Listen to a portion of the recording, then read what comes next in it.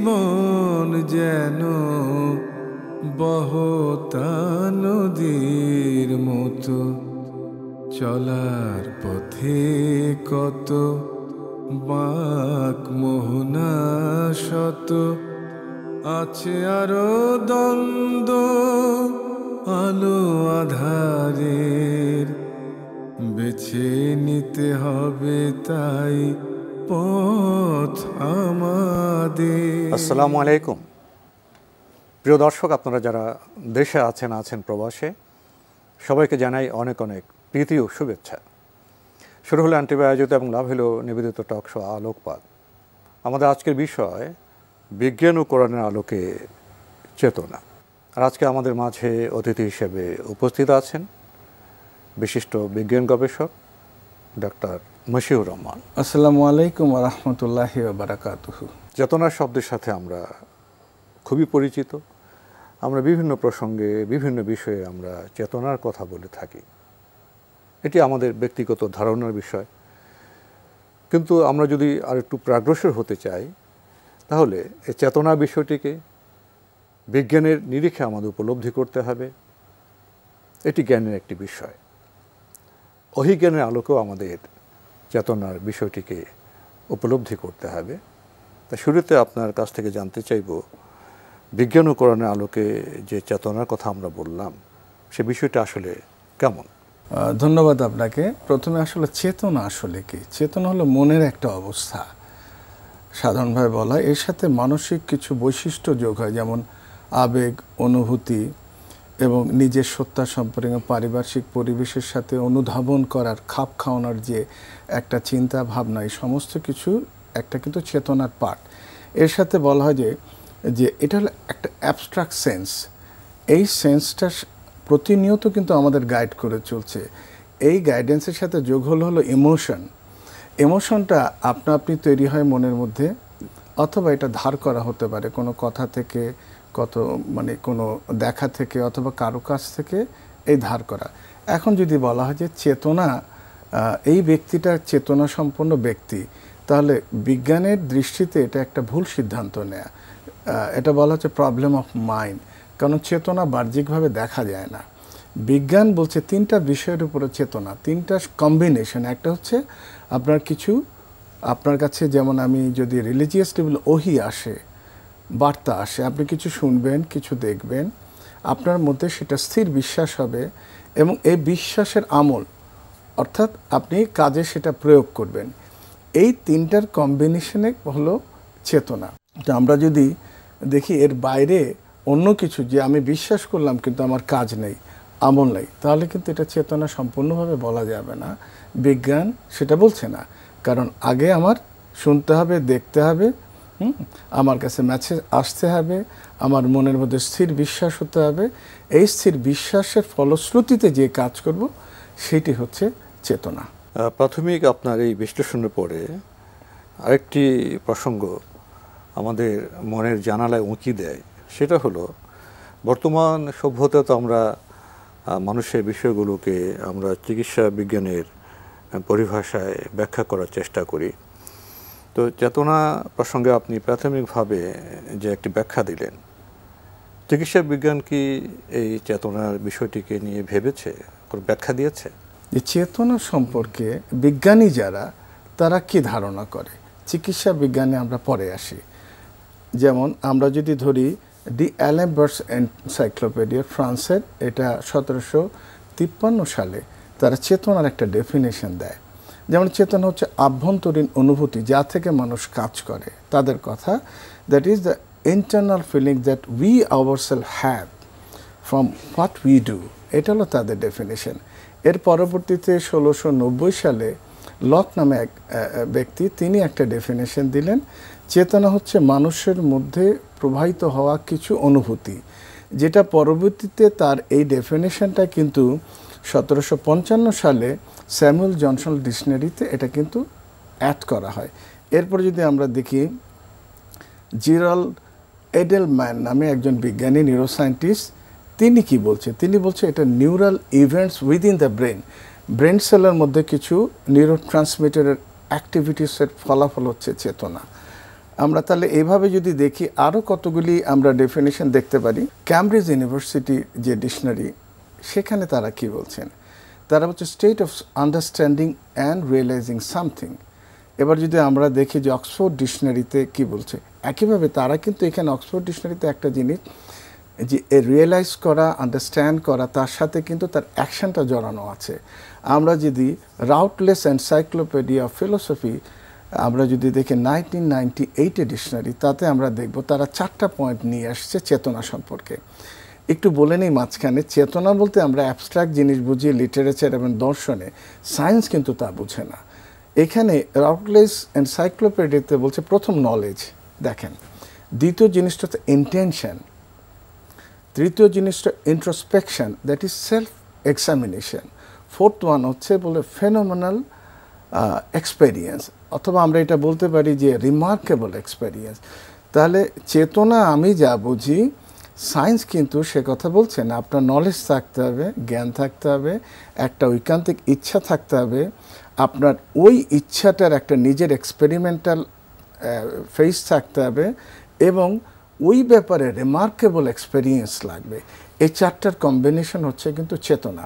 এবার আমরা যদি দেখি ম্যাকমিলান ডিকশনারিতে কি বলা হলো, এটা হলো 1989 এডিশনে। এখানে বলা হলো চেতনা হলো, এখানেও 4টি অ্যাড করা হলো পারসেপশন, থট, ফিলিংস, অ্যাওয়ারনেস। যদি আমি সহজ বাংলায় বলি, একটা হলো আন্দাজ, চিন্তা, অনুভূতি, এবং অ্যাওয়ারনেস, সতর্কতা। এই সমস্ত কিছু মিলে কিন্তু এরা বলছে যে এই চেতনা বা কনসিয়াসনেস। এখন যদি আমরা আরেকটু সামনের দিকে যাই, আমরা দেখি ওয়েবস্টার ডিকশনারি যেটা 3rd এডিশন, সেখানে চেতনাকে বলা হচ্ছে inward psychological and spiritual fact. Secondly ওরা বলছেন যে এটা হলো অনেক কটা আবেগ অনুভূতির একটা মিশ্রণ, যোগফল। থার্ড ওয়ান তারা বলছে যে চেতনা হলো সেটাই যেটা কোনো একটা নির্দিষ্ট সময়ে নির্দিষ্ট কোনো ব্যক্তি অথবা গোষ্ঠীর সেন্সেশন, পারসেপশন, আইডিয়া, অ্যাটিটিউড এবং ফিলিংস, এই সব কটার একত্রিত। তো আমরা এই কটা ডেফিনেশন থেকে একটা জিনিস বুঝলাম, আমরা চেতনা সহজ যে লিটারেচারে বা ফিলোসফিতে হুট করে বলে চেতনা অ্যাবস্ট্রাক্ট একটা কিছু, এটা চেতনা, এটা একেবারে কেন। চেতনার আপনি দেখলেন, চেতনা জাগ্রত হওয়ার জন্য প্রথম আপনার নলেজের প্রয়োজন, এবং নলেজের পরে আপনার ওটা বিশ্লেষণ করার প্রয়োজন, এবং ফার্স্ট এক্সপেরিয়েন্সের প্রয়োজন, এবং এই যে বিশ্বাস করলাম তার প্রয়োগও প্রয়োজন। এই সবকটা একসাথে বলা হচ্ছে চেতনা। চেতনা প্রসঙ্গে আপনি একটু আগে বিভিন্ন গবেষকদের এবং অনেকগুলো অভিধান বা ডিকশনারির যে বক্তব্য, সেটা আপনি আমাদের সামনে তুলে ধরেছেন। তো চেতনার বিষয়ে আপনার বক্তব্য থেকে আমরা অবশ্যই উপকৃত হয়েছি। এখন আমি সুনির্দিষ্ট বিষয়ে যেতে চাইব, যে বিষয়ের অবতরণ আমি একটু আগেই করেছিলাম, যে চিকিৎসা বিজ্ঞানের পরিভাষায় এই চেতনাকে কিভাবে ব্যাখ্যা করা হয়েছে। চিকিৎসা বিজ্ঞানে লিটারেচারে যেভাবে বলা হয়, সাহিত্যে, এটা হলো ক্লিনিক্যাল এক্সামিনেশনের উপরে। আমরা যে কনশাস বলি, সাধারণ লেমেন টার্মে আনকনশাস হতে পারে, সেমি কনশাস, এটা আমরা জানি পেশেন্ট কমাতে আছে, ভেজিটেটিভ স্টেট, এগুলি বলা হয় চেতনা। সায়েন্সে বলা হচ্ছে এটা হলো একটা ব্রেনের যে ব্রেন স্টিমুলার মেইন জায়গা, যেখান থেকে আমাদের কার্ডিওরেসপিরেটরি সেন্টার থেকে হার্ট পাম্প করে, লাংস কন্ট্রাক্ট করে, রিল্যাক্স করে, মেইন যে জায়গায়, এর মধ্যে একটা জায়গা আছে, এটা বলে রস্ট্রাল ডরসোল্যাটেরাল পোন্টাইন ট্যাগমেন্টাম, একটা এলাকা। এইটা কোটা কি ব্রেইনের সেরিব্রাল কর্টেক্সের আরও 2টা এলাকার সাথে সংযুক্ত হয়। এই 2টো এলাকা বলা হয় এন্টেরিয়র ইনসুলার কর্টেক্স আর এন্টেরিয়র সিঙ্গুলেট কর্টেক্স। এই 3টা একসাথে কাজ করে, বলা হয় 3টা যোগসাযোগে যে আউটপুটটা সেটা হচ্ছে চেতনা। এটা কিন্তু অ্যাক্টিভ থাকতে হবে, ব্রেনের প্রত্যেকটা পার্টস এগুলি যদি অ্যাক্টিভ 100% না থাকে, আপনি কিন্তু 100% চেতনা সম্পন্ন হবেন না। এর পরবর্তীতে আপনি দেখেন জ্যাকুইন ফোস্টার নামে একজন নিউরোসায়েন্টিস্ট, তিনি বলছেন যে অ্যাকচুয়ালি আমরা যে কথা বলি, চেতনার আউটপুট কিন্তু কথা এবং কাজে হয়। আমাদের ব্রেনে কতগুলি এলাকা আছে, যেটা প্রিফ্রন্টাল কর্টেক্স, তারপর ওয়ার্নিক্স এরিয়া, ব্রোকা এরিয়া, যেসব জায়গা দিয়ে কথা বলি, যেসব এরিয়া দিয়ে হেল্প করে আমাদের কথা বলতে, ভাষা প্রয়োগে, এই এরিয়াগুলি হচ্ছে আমাদের চেতনা মূলত জাগ্রত করার জন্য সাহায্য করে। আমরা যদি লিনাস একজন বিজ্ঞানী নিউরোসায়েন্টিস্ট, তার কথা যদি চিন্তা করি, তিনি বলছেন কি যে আমাদের ব্রেনের মধ্যে এটা বলে স্পেসিফিক থ্যালামোকর্টিক্যাল সিস্টেম এবং নন স্পেসিফিক থ্যালামোকর্টিক্যাল সিস্টেম, এই দুটার কম্বিনেশনে চেতনা তৈরি হচ্ছে। মেডিকেল সায়েন্সে দেখেন, আমরা যদি গ্রেজিয়ানো এবং কাসনারের কথা ধরি, তারা কি বলছেন যে তারা একটা হলো থিওরি অফ অ্যাওয়ারনেস দিলেন এবং তাদের তথ্য অনুযায়ী বলা হচ্ছে যে সুপিরিয়র টেম্পোরাল সার্কাস এবং টেম্পোরো প্যারাটাল জাংশন, ব্রেনের দুটো এলাকা, এই দুটা চেতনা তৈরি করছে। এরপরে যদি আমরা ক্রিস্টোফ ভন ডার ম্যালসবার্গের কথা চিন্তা করি, তিনি আবার বলছেন যে ব্রেনের মধ্যে এই এলাকার প্রত্যেকটা এরিয়ার ইউনিফাইড ফাংশন হচ্ছে চেতনা। সুতরাং আপনি দেখলেন চেতনা কিন্তু হাওয়া থেকে উড়ে আসে না। প্রথম কথা হচ্ছে মেডিকেল সায়েন্সে ব্রেনের পার্টিকুলার কিছু এরিয়া যেগুলো চেতনা জেনারেট করে, এই জেনারেট করার জন্য আপনার ভিজুয়াল, অডিটরি অথবা ওহি, এই তিনটা একটা আপনার কাজ করতে হবে চেতনা তৈরি করার জন্য। তো মেডিকেল সায়েন্সের এই চেতনার সাথে সাহিত্যের চেতনার কিন্তু কোনো মিল নেই। আমরা জানি মানব অধীত বিদ্যার বাইরে আরেকটি জ্ঞানের বিদ্যার বিষয় আছে, সেটা ওহী জ্ঞান। ওহী জ্ঞানের সর্বশেষ গ্রন্থ আল কোরআন, কোরআন মজিদ। কোরআন মজিদে কি চেতনা প্রসঙ্গে কিছু বলা হয়েছে?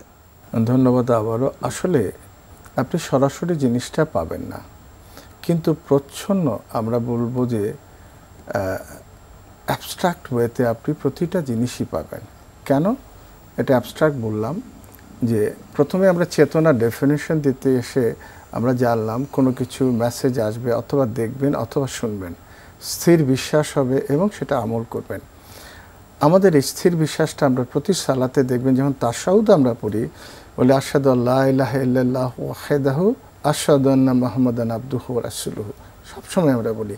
এটা কিন্তু আমার একদম ফান্ডামেন্টাল বিলিভ, যেটাকে আমরা আকীদা বলতে পারি। আকীদা, একেবারে আকীদা আমার মনের মধ্যে গেঁথে আছে। এটা কখনো আর নড়ার না, কখনোই নড়বে না। এখন আল্লাহ এক অদ্বিতীয়। আল্লাহ সূরা নিসা 36 নম্বর আয়াতে বলছে ওয়াবুদুল্লাহ ওয়ালা ইউশরিক বিহি শাইয়ান, আল্লাহর সাথে অ্যাসোসিয়েট যাতে আমরা না করি, কোনো বিষয়ে আল্লাহর সাথে শরিক না করি। তো আমরা আমাদের সেই জিনিসটা চেতনাটা দাঁড়ালো কি, আমি শরিক করবো, ইন্নী ওয়াজ্জাহাতু ওয়াজিয়া লিল্লাযী ফাতারাস সামাওয়াতি ওয়াল আরদা হানিফা ওয়া মা আনা মিনাল মুশরিকিন, আমি মুশরিকের অন্তর্ভুক্ত, কারণ আমি শরিক করছি না। এইটি হলো আমার চেতনা। এবং এটা সূরা আনামের 69 নম্বর আয়াতে এবং সূরা আনামের 162 নম্বর আয়াতে আল্লাহ সুবহানাহু ওয়া তাআলা বলছে ইন্না সালাতি ওয়ান নুসুকি ওয়া মাইয়ায়া ওয়া মামাতি লিল্লাহি রাব্বুল আলামিন। আমাকে বলতে ইনসিস্ট করা হচ্ছে, তুমি বলো যে আমার নামাজ, আমার কোরবানি, জীবন এবং মরণ সব কিছু আল্লাহ সুবহানাহু ওয়া তাআলার জন্য। অতএব পৃথিবীতে আপনি যে কাজই করেন না কেন, উদ্দেশ্য কিন্তু আল্লাহ সন্তুষ্টি। যদি আল্লাহ সন্তুষ্টি হয় তাহলে পৃথিবীর মানুষ সন্তুষ্ট হবে, আর মানুষকে সন্তুষ্ট করতে গেলে আপনি সবই হারাবেন।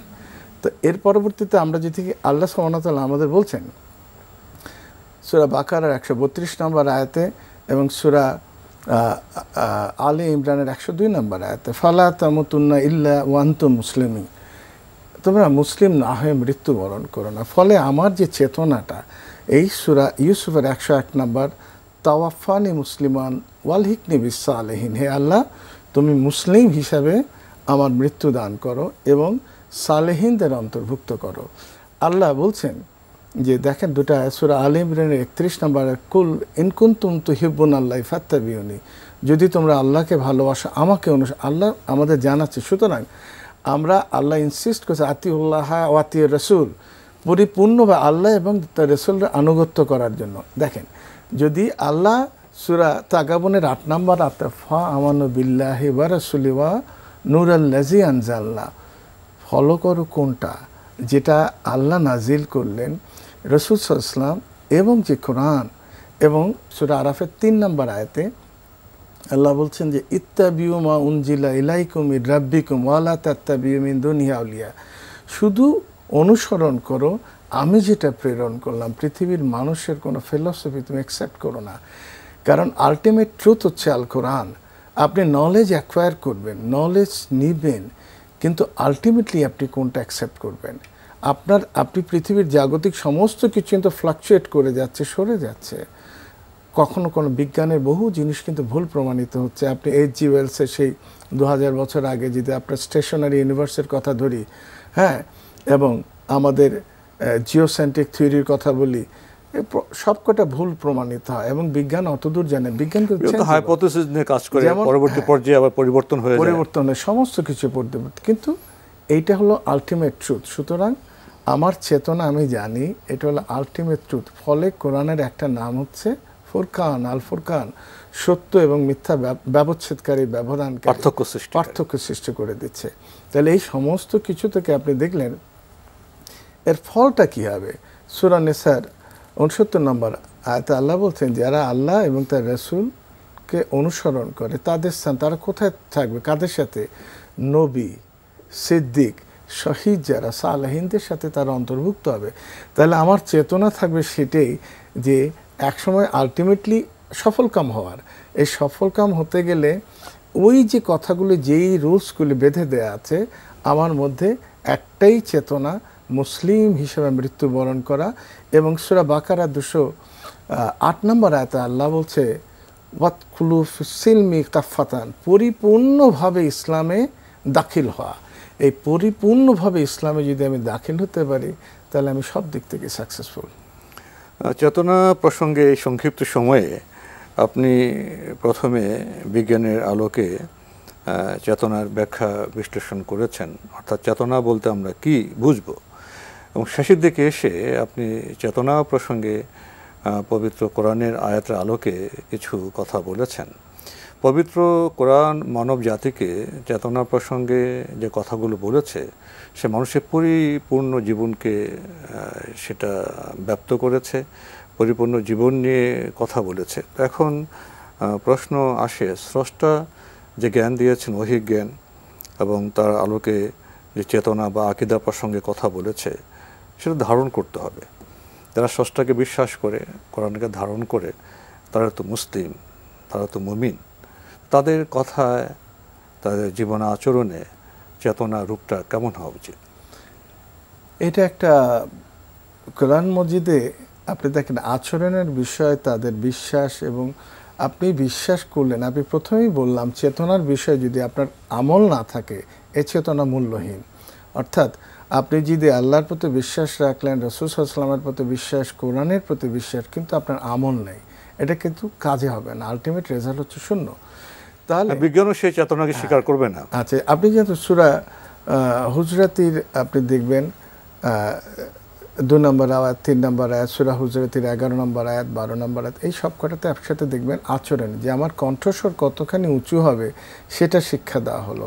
আমি কোনো মানুষ সম্পর্কে দুর্নাম করব না, ভৎসনা করব না, গালমন্দ করব না, 11 নম্বর। এবং এই ব্যাক বাইটের একটা সূরা হুমাজা, ওয়াইলুল লিকুল্লি হুমাজাতিল লুমাজা।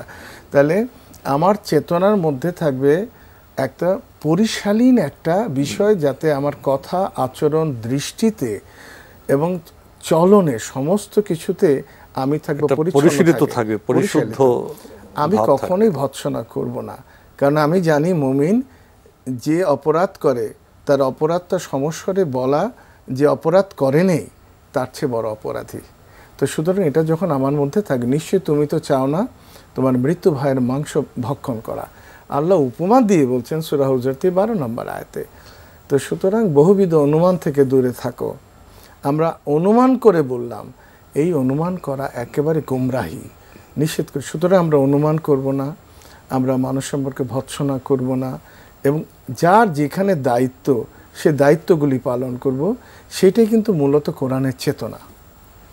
তো চেতনা প্রসঙ্গে আপনি যে কথাগুলো আমাদের সামনে উপস্থাপন করলেন, আমাদের কখনো মনে হয়েছে এটি একটি মনের বিষয়, কখনো মনে হয়েছে এটি একটি বিশ্বাসের বিষয়, প্রত্যয়ের বিষয়, এবং কখনো মনে হয়েছে শুধু মৌখিক কথাই চেতনা নয়, মৌখিক কথার যে প্রতিটি প্রত্যয় তা আচরণে প্রতিফলিত হতে হবে। এসব মিলিয়ে শেষে আপনি পবিত্র কোরআনের আলোকে বলেছেন যে পবিত্র কোরআন জীবন এবং জগৎ সম্পর্কে যে চেতনা দেয়, তার যে পরিশীলিত বা প্রতিফলিত রূপ, সেটা মুসলিমদের জীবন আচরণে স্পষ্ট হওয়া উচিত। তাহলে চেতনার বিষয়টি স্পষ্ট হবে এবং চেতনার চর্চা সার্থক হবে। কিন্তু বর্তমান বিশ্ব সভ্যতায় বা আমাদের বর্তমান সমাজ ব্যবস্থায় আমরা যেসব চেতনার কথা বলি সেটা আমাদের আচরণে কতটা প্রতিফলিত হচ্ছে, যদি সংক্ষেপে 1 মিনিটে বলতেন। রাসূল সাল্লাল্লাহু আলাইহি ওয়াসাল্লাম থেকে যদি আমরা দেখি, তার জীবন থেকে, তার কথা থেকে, তিনি বলছে যে আর হাত এবং মুখ থেকে তার প্রতিবেশী নিষ্কৃতি পায় না, নিরাপদ না, হ্যাঁ, সে আমার উম্মত না। তো আপনি দেখেন, এই যে চেতনা আমার থাকবে, হোক যে কোনো, সে মানুষ, আল্লাহর সর্বশ্রেষ্ঠ সৃষ্টি, আমার চেতনা থাকবে তার প্রতি যে আমার দায়িত্ব, সে দায়িত্বটুকু পালন করা। আমি কোনোভাবে আমার হাত, চোখ, মুখ কোনো কিছু থেকেই ক্ষতিকর হব না, এই চেতনা থাকার জন্য। আপনি দেখেন, যেটা বললাম, ওয়াতাকুমুর রাসূলুহু ফাখুযু আমা নাহাকুম আনহু ফান্তাহু ওয়াত্তাকুল্লাহ ইন্নাল্লাহা শাদীদুল ইকাব। রাসূল সাল্লাল্লাহু আলাইহি ওয়াসাল্লামের জীবনে এই চেতনা, তার সমস্ত রাহাজাবের 21 নম্বর আয়াতে, তার সমস্ত জীবনটার মধ্যে যেই সমস্ত জীবনটা হলো চেতনা। দ্যাট ইজ, আমি যদি রাসূল সাল্লাল্লাহু আলাইহি ওয়াসাল্লামের অনুসারী হই, তাহলে তার মধ্যে থেকে আমি লেসন নিব যে ওই চেতনাটা আমি ধার করব। তার হাত এবং মুখ থেকে সবাই ছিল নিরাপদ। অতএব আমার মুসলিম হিসাবে আমার যে চেতনাটা থাকবে, আমার হাত এবং মুখ থেকে এবং আমার দৃষ্টি থেকে, আমার চিন্তা থেকে সমস্ত মানুষ নিরাপদ থাকবে। চমৎকার আপনি সমাপ্তি করলেন, এবং সেই আলো নিয়ে আমরা আজকের অনুষ্ঠান এখানে শেষ করতে চাচ্ছি। ডক্টর মশিউর রহমান, আপনি কষ্ট করে আমাদের স্টুডিওতে এসেছেন, সময় দিয়েছেন, সেজন্য আপনাকে অনেক ধন্যবাদ। আপনাকেও ধন্যবাদ। প্রিয় দর্শক, আমরা দেখছিলাম এনটিভি আয়োজিত এবং লাভেলো নিবেদিত অনুষ্ঠান আলোকপাত। আমাদের অনুষ্ঠান আপনারা এনটিভি অনলাইনেও দেখতে পারবেন, ভিজিট করুন www.ntvbd.com। এছাড়া ইউটিউবে এবং আমাদের ভেরিফাইড ফেসবুক পেজে অনুষ্ঠান দেখতে পারবেন। আমাদের আজকের বিষয় ছিল বিজ্ঞান ও কোরআনের আলোকে চেতনা। চেতনা শুধু মনের একটি বিষয় নয়, চেতনা শুধু উচ্চারণের বিষয় নয়, চেতনা শুধু প্রত্যয় এবং প্রতীতির বিষয় নয়, চেতনা শুধু আকীদার বিষয় নয়, ঈমানের বিষয় নয়। এই বিষয়গুলির সাথে যখন আমাদের কর্ম, আমল, কাজ যুক্ত হবে, সমন্বিত হবে, তখনই আমরা বলতে পারবো আমরা প্রকৃত চেতনার অধিকারী। আসুন বিষয়টি আমরা আরও বোঝার, উপলব্ধি করার চেষ্টা করি এবং তার নিরিখে জীবনকে আমরা পরিগঠিত করি। প্রিয় দর্শক, মহান আল্লাহ আমাদের সবাইকে নিরাপদে রাখুন শান্তিতে। আসসালামু আলাইকুম। চলার পথে কত বাঁক মোহনা শত, আছে আরো দ্বন্দ্ব আলো আধারের, বেছে নিতে হবে তাই পথ আমাদের।